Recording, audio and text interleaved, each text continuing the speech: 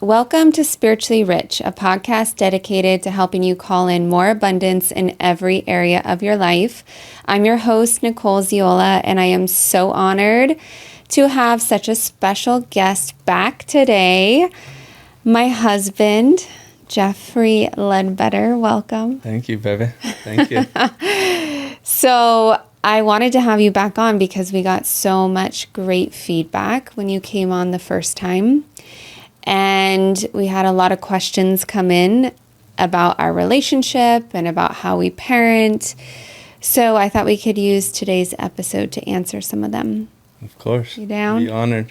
Exciting. Awesome. Okay, cool. So I chose some of my favorite ones. The first question, and by the way, we haven't really taken time to think about the answers, so this will be really raw.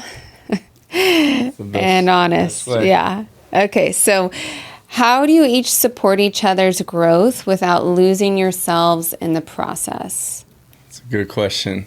I think it's just really being intentional. We do a great job of it, of communicating and making sure we prioritize ourselves, just so we're not getting lost in the sauce, so to speak.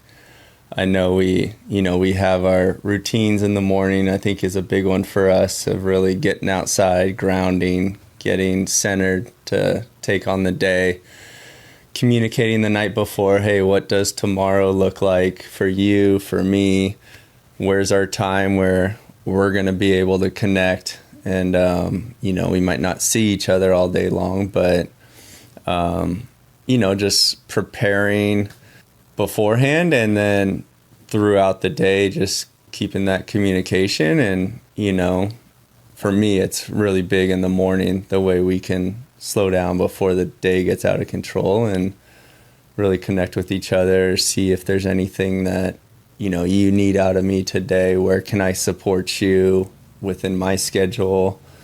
Whether it's work, personal life, family life, Noah's schedule, things like that, are real important and really work for us.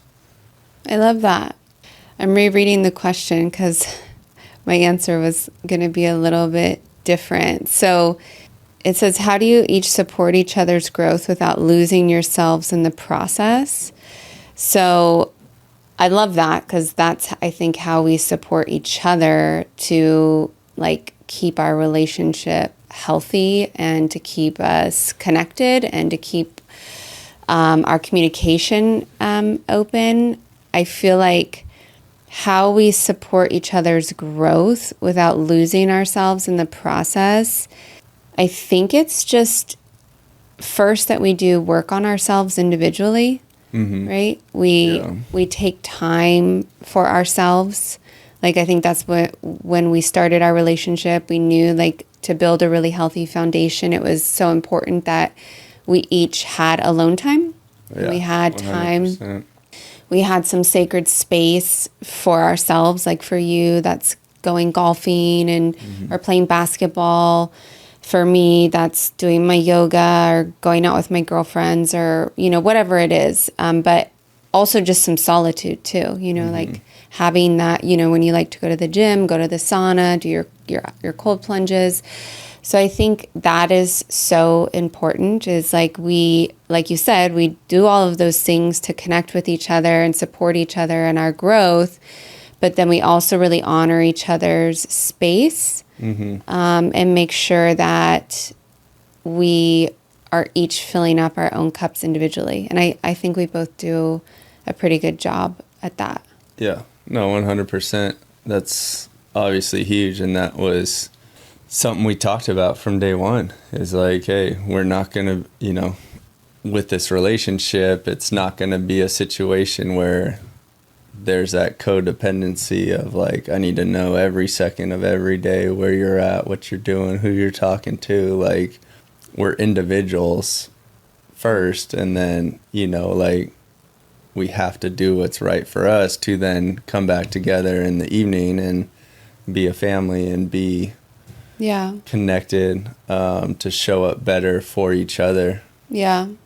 Something that I was just thinking of that came through was the way that we focus on making ourselves happy first. Like I never, ever, ever wake up expecting you to make me happy. Yeah. And I know you don't do that with me either, right? Yeah. Like we both know that we're in charge and the source of our own happiness and joy. Yeah. And so we cultivate that, I think, within ourselves, and then we pour into each other the extra, the overflow. You know, it's not like we're never looking for each other to like fill some sort of void. Of course, we're there for each other on tough days, bad days, when things go wrong, and we hold each other up. But I do think that that's how we also don't lose ourselves, because we're not looking to each other to fix something or to make us each other happy. Yeah. I don't wake up with the expectation of like, all right, I need you to, make me happy today. Like that's a huge one. That's really important, and it's something that we both understand and we're on the same page with. So yeah, I love that for sure. Yeah, me too. That's a great question. Great question. These are starting off hard. I know. I love it. Okay, so how do you balance being partners in life and sometimes partners in business? So we work together now, and obviously we're partners in life. I think that's such a great question. What's your answer? So it's obviously hard. It's another obviously great question. It's obviously can be hard sometimes. I know we've talked about it where, something happens in work and, we call each other and talk about it. And then you might be in the middle of something else for one of your other things going on. And it's like, hey, I'm so excited for you, for us, but like, I'm locked in on this right now. Like, let's touch base on this later, And so I think now the big thing for us is blocking off time where it's like, hey, this is more personal time and this is more work time. And it's like setting those boundaries of, we're out to dinner, it's date night, whatever. Like, let's just talk about life. Where are we at? Let's connect. What can we do in our relationship to strengthen it? Where are we headed as a family? What's our goals? Where, things like that. And then it's like, there's times to pivot and talk business. And now it's like, let's take the emotional side out of it and let's lock in on, what we need to do in the work life. So just, setting times aside and keeping those separate, which all everything comes down to communication, and making sure we understand each other and we get each other. And it's, not to come to me with business talk and early in the morning. Like, my brain hasn't clicked on at that point yet, like I need a slower morning. And I don't come to you at 10 p.m. when my brain is on and I'm like firing on all cylinders, and you're like, dude, I'm done. Like, don't talk to me right now about that, Yeah. But yeah, just communication and understanding each other's personalities and making sure we separate the two so we don't get too off track with one or the other. Yeah, I agree. And I feel like something that we implemented recently that we've been doing more is, like you said, instead of like all throughout the day, whenever we catch up or we check in, giving like updates on what's going on and kind of like this whole rundown. There's just always so much going on that now we're intentional with, okay, this is a time we're going to talk about business. This is the time we're going to talk about what's happening, what deals are happening, what this or that. Because that was definitely becoming like an overload where we were just like, whoa, this is way too much.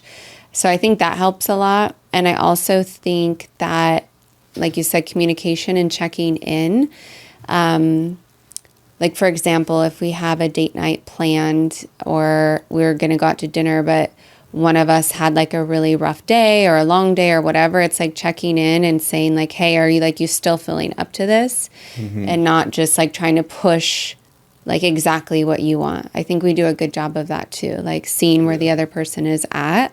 Yeah. And like honoring that and not just being like, no, we're still doing X, Y, Z. Yeah. Yeah, for sure.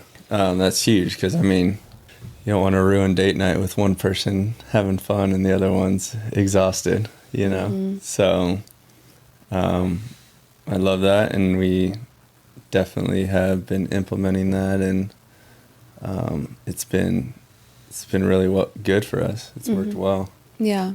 Yeah. Very good. I love it. Good questions. So this question is kind of, I feel like ties into what we've been talking about. But it says, what's one way you consciously keep your relationship sacred, even while working together on big visions? Keeping it sacred. While working on big visions. Do you want me to start? Yeah, if you got something, rattle it off. I think it goes back to checking in and making sure that like your relationship is the priority.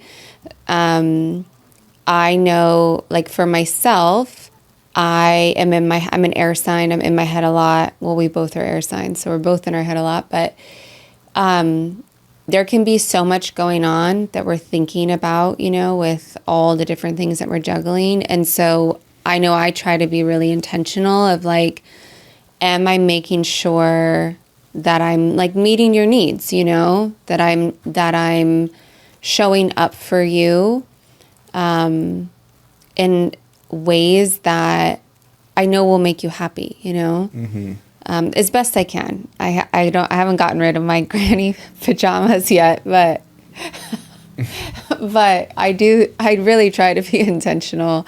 And like we talked about on my birthday, you know, like I think we also have this unspoken language where we pick up the slack for each other when we know like, hey, like if it's dishes, right? If we see that needs to be done before we go out of town, like you mentioned, it's like you just do it. You do the things that need to be done so that the other person doesn't have to. And I think that just shows a level of respect and understanding, and that keeps us connected. And I also feel like the date nights and the little like trips that we take together, I feel like we really like try to prioritize having sacred time together. Our morning meditation, our morning grounding, all those things. Yeah. It's just so it's essential for a healthy relationship. And sometimes it can be such small little things. It doesn't have to be some big extravagant situation, but like the little habits we have and things, like at night, like when I stay up later to work or do things or go play ball or do those sorts of things, like being present, trying to hold sacred that time before bed, and whether it's our meditation, our prayers, like just us, whether it's me and you and Noah, like making sure we have that morning routine and that nighttime routine. And then so we start our day strong and we finish it together. Yeah, that's true. And that's then a good point. The stuff in between obviously is sometimes it's together, sometimes we're going different ways, we're crossing paths, or Yeah. But if we can anchor in early on and then come back together at the end, it's it's huge for us. And we cherish those times we have together, where it's like some days it's not as much FaceTime, but like, so we really are present in those moments. And we're really able to connect and hold space for each other. And, our little check-ins, like, I know we both love it when it's like, hey, is there anything I can do Yeah. differently I for was just you gonna touch on today or tomorrow? Like, what adjustments do I need to be making? Am I, you know, too busy? Do you feel like I've, you know, neglected you? This, you know what I mean? Like, just Yeah. asking those questions and having that open line of communication.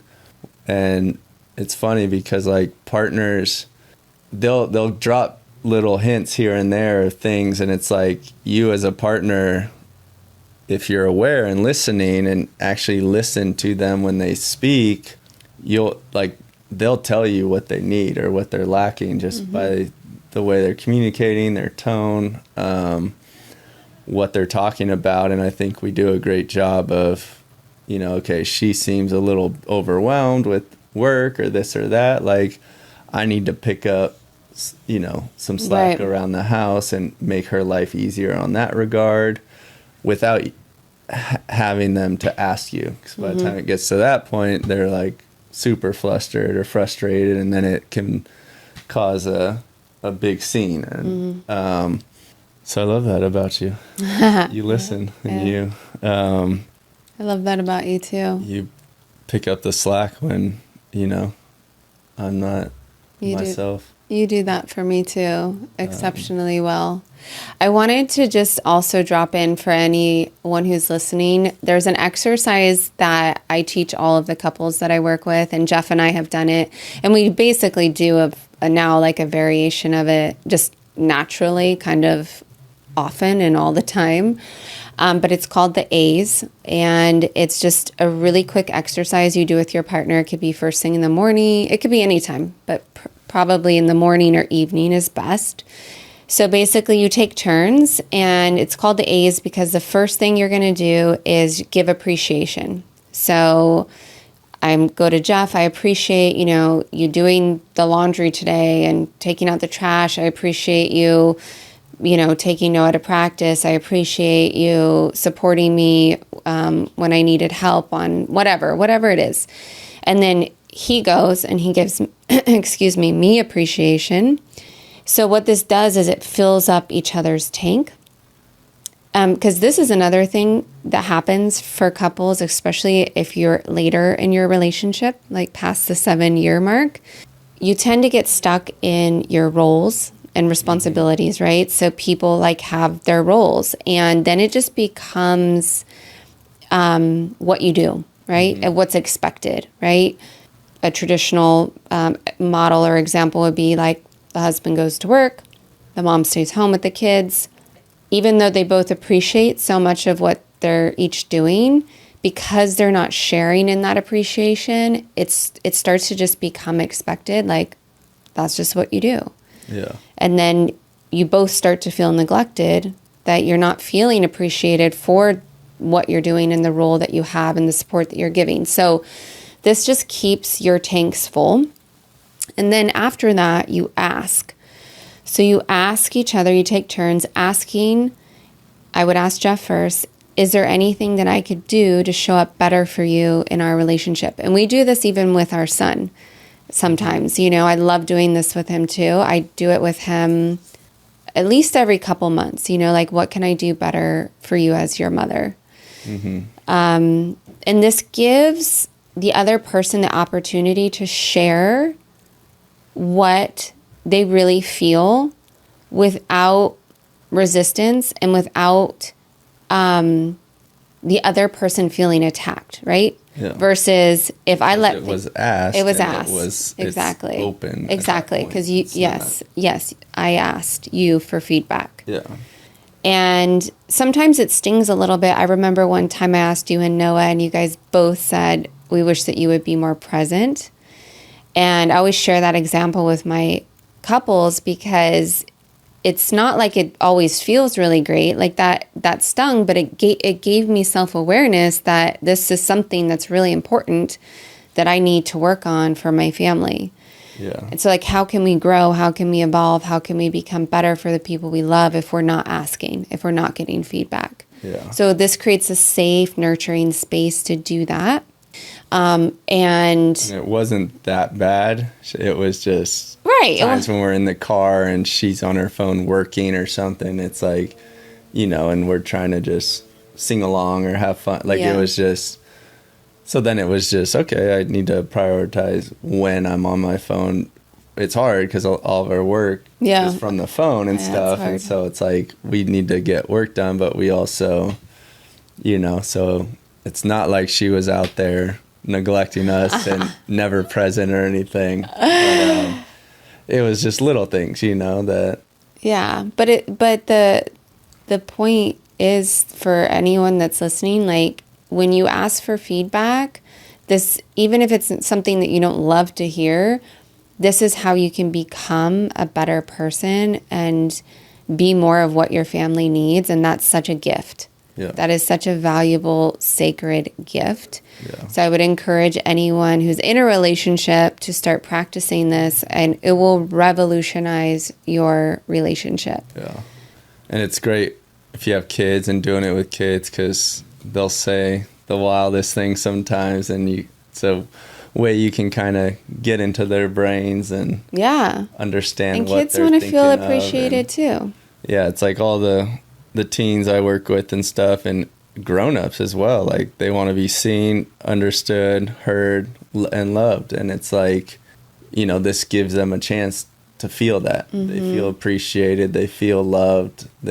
Everyone loves getting compliments on what they're doing good. Yeah, exactly. So it doesn't get to that point where it's mundane and it's like repetitive and it's just like, that's an expectation. Right. But just knowing that it's like, even if it's something little, it's just like, hey, I appreciate that. Like, and they're like, oh, you noticed, and it's like, I'll do that again because I like. Yeah, exactly. Doing that. And exactly. I know that made her feel good for her to notice that and appreciate that. So then you're more willing to do it 100%. 100 times over for your partner. It's also a great way, I think, with kids, to help to move them more in a direction of what you're wanting them to do, because like if you think of the difference between, like if I'm telling you, I'm so tired of you, I'm giving an example, you take out the trash all the time, but like if you weren't, right? Mm-hmm. Why don't you ever take out the trash? Yeah. Versus doing it this way where it's like I'm showing appreciation for everything else you're doing first, and then saying it would make me really happy once you ask me for feedback, if you could also make sure to take out the trash. Like that helps me out a lot.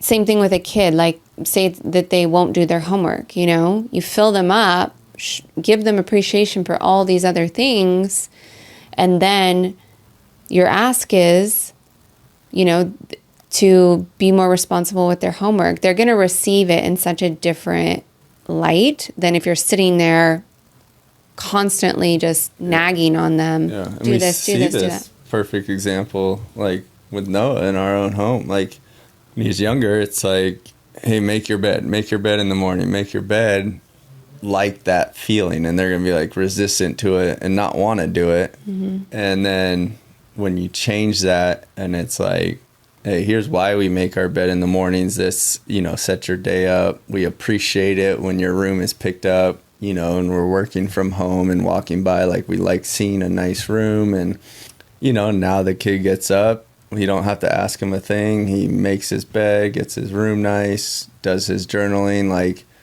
now it's because he knows we appreciate it. And there's never having to nag and ask for it. Yeah. So it's... And and I think he also understands like that it sets your day up for success. I think that's also important too. I love it. Amazing. We have quite a few more questions, so let's dive in to the next one. Okay, so how do you both handle seasons when one of you is growing faster than the other? Oh, great. Who asked that one? My foot's falling asleep. So usually Nicole's growing faster. She does hours of personal development every day, and she has to drag me along. I'm like dead weight to her. But Stop. No, it's something that like if it's done right, like you're a product of your environment. Like if I see you doing the extra work and stuff, on yourself, and you never want to be the weakest link in a team. Obviously I come from a basketball background. Like if the top guys on the team are doing something, like that's the standard, and like if guys are below that, they need to catch up. And so, when we see each other doing that, it's contagious, and it's big. And, there's the seasons it's a tricky thing in life. Like, we go through it all the time when I'm crazy busy at work or something, and sometimes I'm really slow. It's like in those slow moments, if I know you're like in a sprint in this moment, like, okay, what can I do to support you and like give you support? Because this is a very important time in your life, whatever it is, business, personal.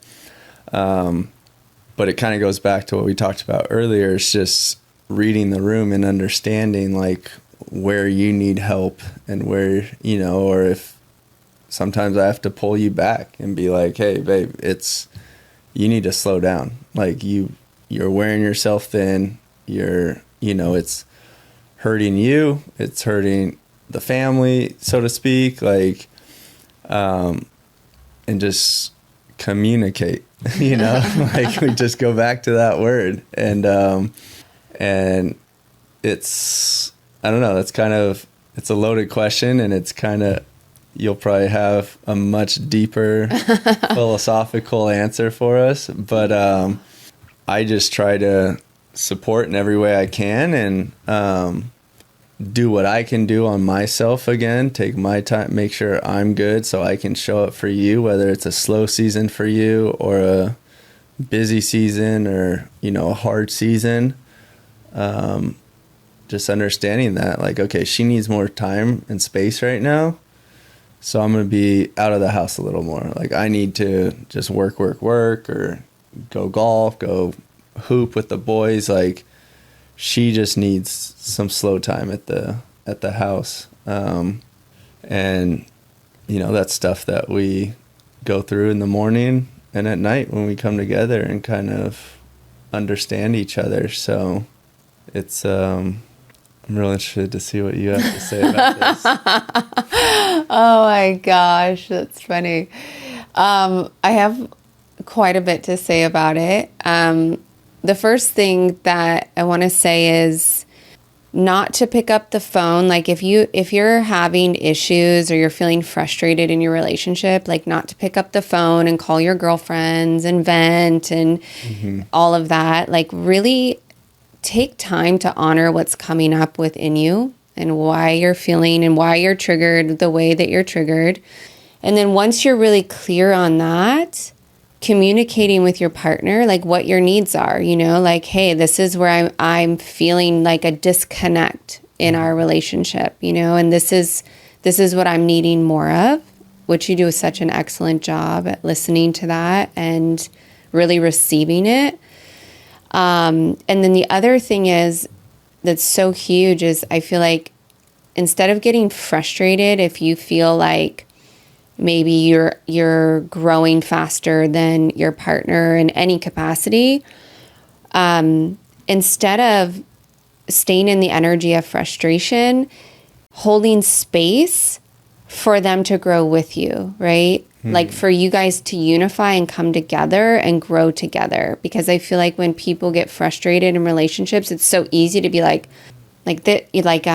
almost like they need to figure it out. They need to, I hear that a lot actually in like with my clients, like he needs to figure it out. He needs to grow up. He needs to man up, and yes, of course, we're all responsible for our healing and for showing up the way that we need to show up. But I do think as a partner, it's so important to like really be holding space and asking your partner, okay, if there's something that you're needing, like if you feel like you're growing and maybe you're looking for something more, this is what I'm needing, and how can I support you in that? That's such a great question to ask, right? Yeah. Instead of, you need to do this and you're slacking and you're like, hey, this is what I'd like to see more of in our relationship, and like, how can I support you in making that happen? What do you need?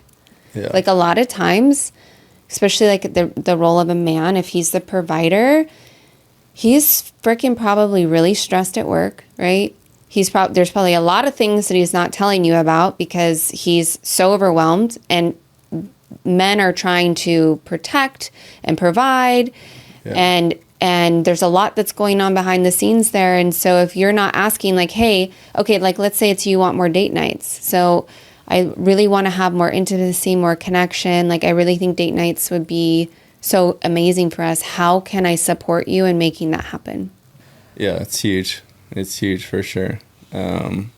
Because then it opens up the conversation like we talked about earlier. Instead of someone feeling attacked, it just opens it up to like have an open dialogue. And then it's like, I see sometimes with the relationships, like a guy will tell me how frustrated he is with this or that. And then when he does have that chance and like his wife or partner asks him or something, he doesn't voice it. Mm-hmm. And then he comes back and is still I'm like, did you talk about it? He's like, no, I didn't bring it up. Yeah. It's like, well, it's not going to get solved that way, you know? So setting that up early in a relationship to be able to have that openness and not, like, there's times when you ask me, like, you know, hey, how can I need more of this or that. And it's like, you know, the human side at first is like, you know, you want to have those responses of like, oh, I'm not doing enough, or I'm, you know, get triggered. Mm-hmm. And then it's like, well, maybe she doesn't know what I'm dealing with at work or this or that and what kind of day I had. So then it's like, yeah, I apologize. Like, the way I showed up that day was not right, but here's why. You know, it's not an excuse. I need to be better, but like, I apologize that it made you feel that way, that I showed up that way. And then, you know, it squashes it before it leads to like one or two things. And then all of a sudden it's lashing out or things get taken over the top. So yeah, I've learned quickly how to take this criticism and feedback, as Nicole would call it. And it's not criticism. I know, but well, so I'm also 6 years older than Jeff, and he's right. I do so much work on myself, and this is also what I do for a living. So it's hard for me too, because it's like this balance, you know, of like not like trying not to life coach you, you know, and like just again like hold space for you. But I just want to touch on something quickly, because I think so many women are in marriages that they've been in for a very long time, and we do grow and we do change as we get older, you know. And so I think it's just really important to go back to communication. Right. Go back to like connecting with your husband and letting him know, like, it doesn't matter if you guys haven't been communicating, if you have been going through whatever you've been going through, you can start fresh, you can start new, you can start to implement these things now. Yeah. With a little bit of work on both sides. Yeah, no, for sure. I love it. I told you she'd have a better answer than me. No, not better. Just different. Those are both great. Okay. This is an interesting one. How do you each return to alignment when things feel off between you? Communicate. I think it's different for every single person, right? Like, and situation. Yeah. For me, golf fixes everything. Oh yeah. I go golf and I come back and I'm a new man. No, I mean, each person has their own thing. You know, what helps them, are you referring individually or like as a couple? I think probably individually. What comes to me is, instead of like running and pulling more away, because like if something feels off with somebody in your relationship, you tend to pull back, right? Because something feels off. So again, like, honor what's coming up for you, for sure. Honor the emotions that are coming up. And then when you're ready to come back and to communicate, do that as soon as possible instead of pulling further away. Because that's, I think, when problems get created and things get exacerbated, is like when you start having frustration, you start feeling like things are off, and then you pull back and you pull back. And then all of a sudden you guys are like just cohabitating as roommates because you're just living in two different worlds, right? So instead of pulling back, I would actually say like lean in. Yeah. And I think that's what I think that's what we both do. Even like if we get upset or we are frustrated or whatever, we give ourselves time, we give ourselves space to like cool down, we communicate, and then we lean in. We don't pull further away. We don't let it go on for too long, so we come right back together. I think that's really healthy. It's a good time to, when we are leaning in, it's like, don't be afraid to be vulnerable at that time. And it's like my weak points, like, because we are vulnerable with each other, it's like we don't take advantage of that, and we hold space for it, but it allows the other person to come in, and like, if you guys can both be vulnerable together and really talk through it and what the situation was, like you said, instead of running away and separating it, like any little thing we've had come up, by the end of it, like, I feel like it brings us closer. Agreed. And we get stronger because of it. Because we weren't scared to be vulnerable and talk about why we felt that way, what happened, how it was from your point of view, how I saw the situation. Right. And sometimes we're totally off. Like, you saw it one way and I saw it a completely different way, and that's okay. Like, we have different personalities and things, but it helps me to better understand, like, okay, I was in that situation. I made you feel this sort of way. Like, I have to be more aware of that as your partner, and like, not put us in that situation to where you're feeling that way.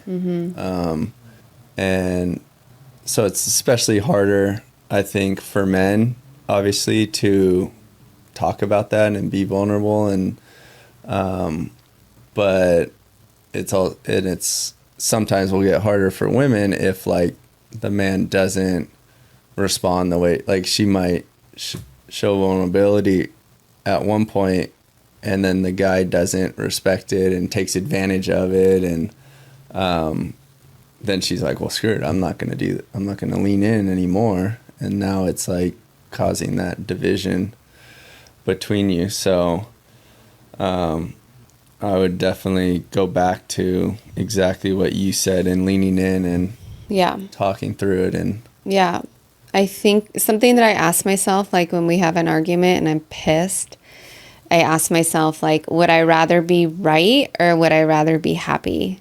Because sometimes like my ego wants to like pout and be pissed and bitchy, and then I'm like, literally I'm having a conversation with myself, like, how long are you going to stay miserable for? Like, how I'm making my own self suffer, And so I think too, like, you have to be willing when you do communicate to put your ego aside, and yes, like, understand each other, but also like move on. There has to be this is another thing I see with couples all the time. They forgive, like, whatever it is, I'm sorry, okay, but then they still hold on. Yeah. And they bring it up, and they bring it up, and they bring it up, right? And then that just wears on the relationship too, because it's exhausting. It's exhausting for both sides. That's exactly what I'm referring. Like, when I'm vulnerable, like, now it's like, if you can hold that as ammo down the road and then use it back at me, it's like, well, I'm not going to be honest with you and speak my mind, because it's like, you're going to throw it back at me down the road. And then that's where it's like, slowly but surely, they start putting up walls and closing Right, closing off. And it's right. like, Yeah, we need that free flowing true. energy and communication and stuff to grow together. It's So true.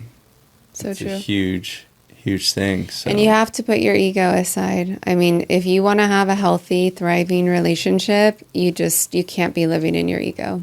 yeah. You know, if you're a big masculine alpha man or woman and that's your jam, that's how you live, like do that at work, but when it comes to your relationship, you have to put the ego aside. You have to be able to connect and to be vulnerable. Otherwise, you're going to continue to have breakdowns for sure. All right, let's keep it rolling. I'm going to answer a few more because I think we are taking a very long time. How do you model alignment, purpose, and emotional regulation for your son? I love this one. What you got, Mama Bear? So, I mean, you model it by doing it, by being it, right? So I think that like people are amazed that our son wakes up every single day and journals everything he's manifesting. He meditates. He grounds. He does so many things that people are just amazed by. But the reason why is because we model it. We talk about it. We really allow such a safe space for him to be fully him, to be fully seen, to be fully held, to be fully received. And I will just brag for a moment. He is absolutely incredible. And I'm not just saying that because he's my son. He is just such an incredible teenager, 17 years old. And I'm just blown away at the man that he is becoming. But I know that it is because we hold that space for him. And like the emotional regulation, we really try to do the things that we talked about, you know, like building him up before critiquing him or giving him feedback, pouring into him instead of constantly tearing him down, you know, like we see that so much with parenting, you know, do as I say, not as I do, you know, and especially like men with boys, like, don't cry, don't be a pussy, don't show your emotions. You got to be tough, you got to be hard. And like, yes, you want your boys to be masculine, but the most masculine men, like you, are in touch with their emotions. That's a man that can truly protect. That's a man that can truly be there and serve his family. Because you're able to hold that emotional space, not just that physical space, but you're able to hold that emotional space. That is masculine. That's true masculinity. And we do that by modeling it with our relationship, modeling it with the conversations that we have. These kind of conversations that we're having, like we're having with our son all the time. Mm-hmm. So that's just off rip. The top of my head. Yeah, no, I mean, it's like you said, we live it. We don't just like tell him to be a certain way. And you know, I think a big one, especially for raising a boy, is how he sees his mother being treated by other men. And it's you know, when we would do those A's sometimes, like Noah's appreciation for me was, when he was younger, was always, I appreciate how you treat my mom. Oh, he's still to this day. Like, every card he writes you is like, thank you for being so good to my mom. Yeah. And so it's like, that's stuff I'm not saying like, hey, look at how I'm treating your mom. Look, you know, before I do stuff, but every day he sees it, he models it. Yeah. He's going to go live it. And, that's why he's such a good kid, is because his mom and how she Oh, models that life for him. And, you know, by the time he wakes up, she's done her journaling, you know, we're doing our meditation together, whatever. And he wants to be a part of that. Like, he wants to be involved. And it's a process. Like, don't expect you guys, you know, parents to do this one day and it's like the kid just jumps in like, oh, I want to do that. You know, it's time. Like, it's just the consistency and the discipline to do that. But then they see like how happy we are and how much fun we have and the laughs and how, you know, no matter what's going on in life, like, we keep a positive outlook on it and spin it. Like, we choose to stay focused on the good in the world. And that's what, you know, now that's how he is. And it's really awesome to watch and be a part of. Yeah, it is. It is. So kids are going to model what you're modeling.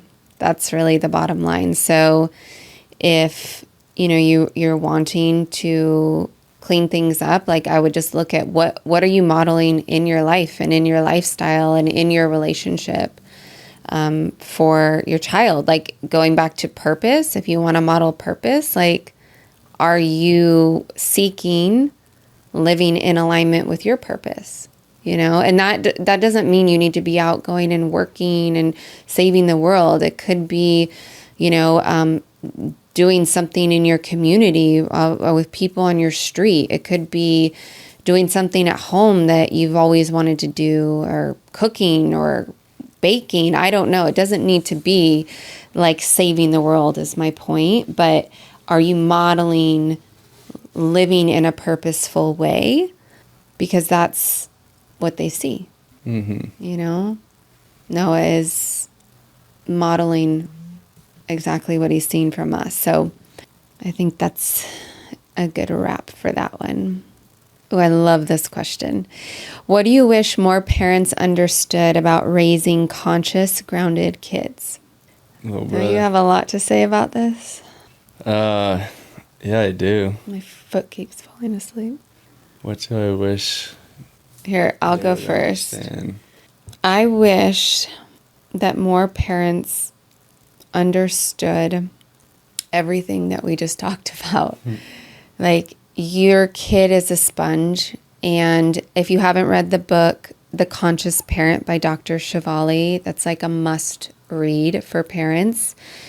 She says in there, and I'll never forget it, when I first heard it, she said, if your kids could ask you anything, they would ask you to grow yourself up.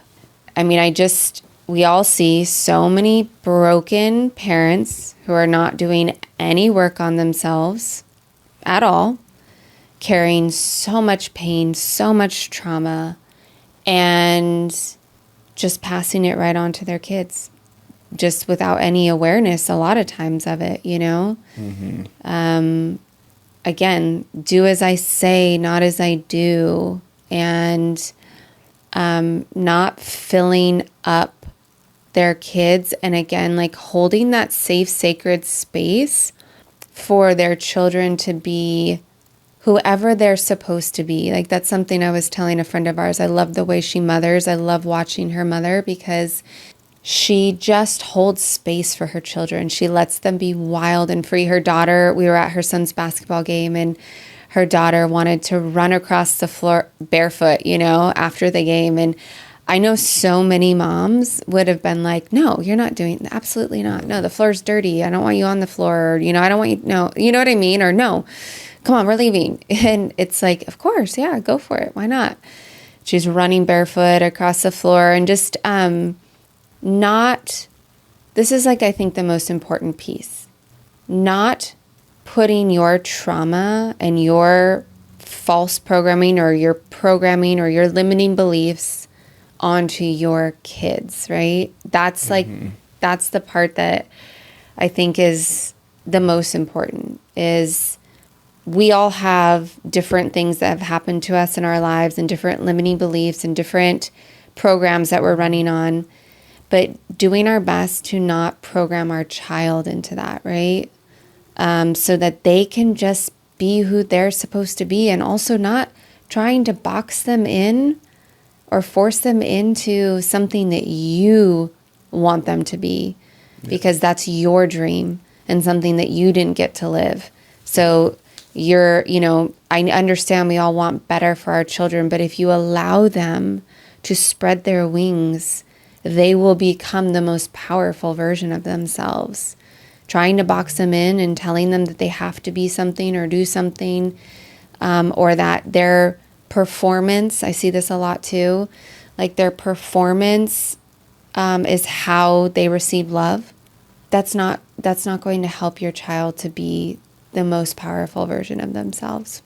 It's hard for me not to take the basketball examples of this, because I see it so much in youth basketball and stuff. But like, I think a big one for me is basically, obviously everything you said, but then also like allowing kids to make mistakes and like find out for themselves, and not try to like, what's the word? Like, we're here to guide them and give them advice and give them like guidance with things, but we're not here to like be a dictator and tell them like, you have to do it this way. And they're gonna mess up. Like, my parents were amazing, but like there's a lot of mistakes I made growing up that like I feel like I learned more from my failures or my mistakes than I did from when I did things the right way.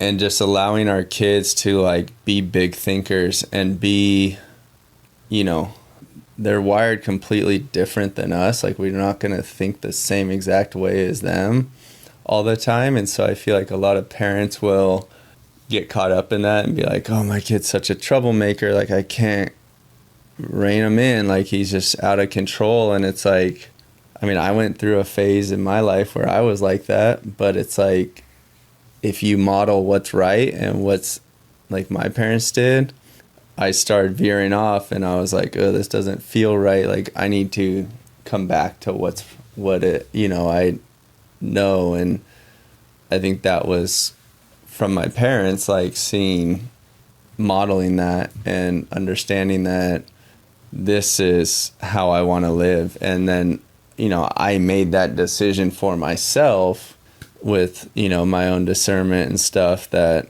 this is who I want to be. And, so yeah, just allow them to be free and to really think big, and really listen to them. Like, they want to have a voice. They have big opinions sometimes, and allowing them a safe space to talk about that. And, I see it sometimes with kids that, whether it's basketball, whatever, like, oh, I want to go play in the NBA. Like, they have these big dreams, and then like parents will be like, oh, I don't know, like, that's pretty big. Like, are you sure you want to, what's another avenue we can take, or something like that. And it's like, well, who are you to say, like, have that limiting belief that like he can't do that? Like, why don't we support him and love him and like do whatever he needs to try to make that happen? And so that would be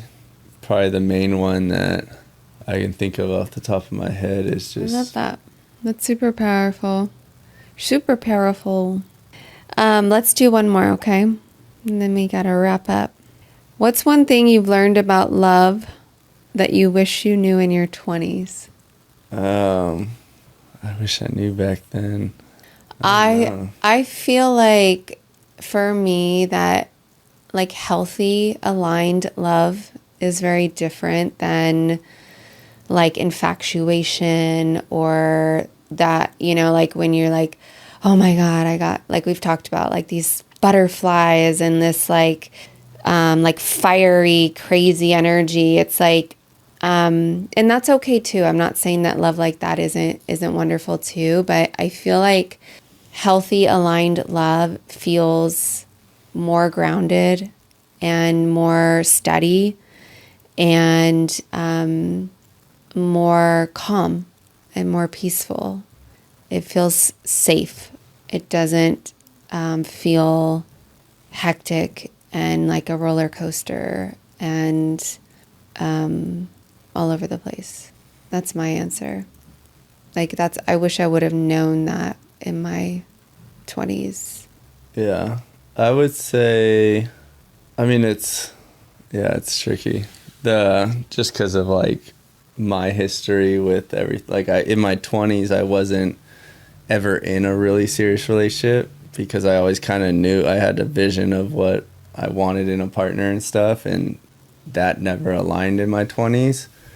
But one thing I wish I knew back then with it is just that, like, that one, it's not always perfect, but like I love that it's not always perfect in a weird way, because it's like it gives us something to work on, or it gives us something to communicate about. And like we said, when it's not perfect, by the time we come back together, like it got stronger and better. And it's like I fall in love with you more each day because it's like I learned something new, or like, you know, something like that happens. I don't know. That's such a tough question. Like, I wish we would have had more time to think about it. But and we need to eat.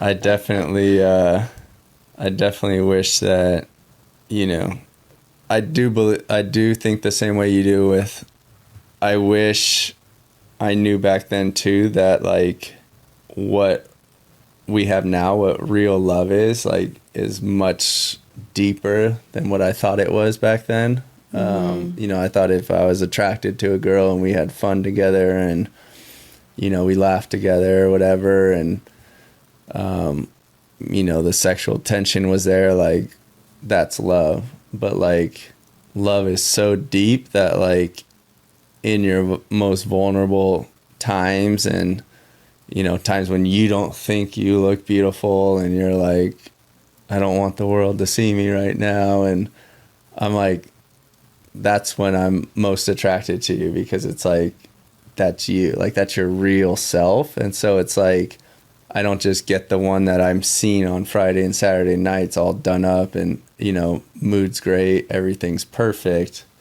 Like, that's so surface level. Like, I wish I truly understood the depth of what love is. But that's why I have you. You taught me all that. Oh, But I'm gonna cry. as soon as, you know, just doing life with you, it's like, you know, I could really see what it truly meant. And, you know, I think you're the same way. That's why we're like, oh, I see why people want to get married now. Oh, yeah. You know? I remember saying that when we got engaged. I was like, for the first time in my life, I was like, I understand why people get married now.